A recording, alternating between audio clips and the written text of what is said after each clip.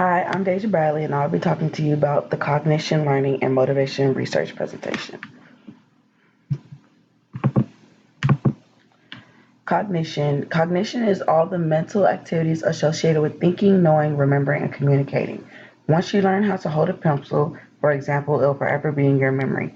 I, I learned how to drive a stick. No matter if I have an automatic, I'll still remember how to drive a stick shift. Learning is a relatively permanent change in behavior based primarily on exposure to environment. Reading is a skill that has to be learned. For example, I'm absorbing knowledge in my typing class, learning how to type. Motivation is a need or desire that energizes and directs behavior. In a track meet, your goal is to get to the finish line first, and your motivating factor will be the gold medal waiting on you at the end.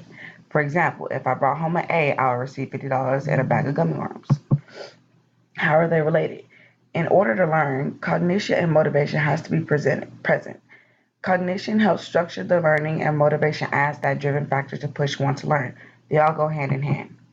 Historical, the original purpose public education was to train students to become skilled workers while teaching them the traditional core academic disciplines.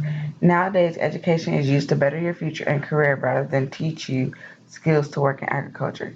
Segregation made it harder for African Americans to learn versus Caucasians.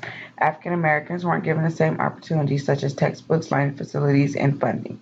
The new age problem with learning is impoverished students don't have the privilege to choose where they go to school. Therefore, the learning is hindered because the school may be overcrowded or facing accreditation loss.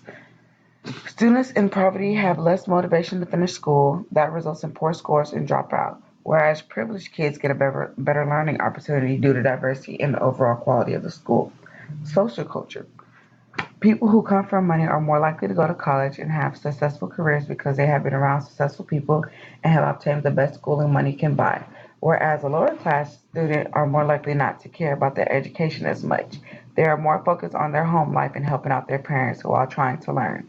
Lower class people tend to settle for the bare minimum or try their best just to have a source of income, which leads to them putting forth real efforts in school.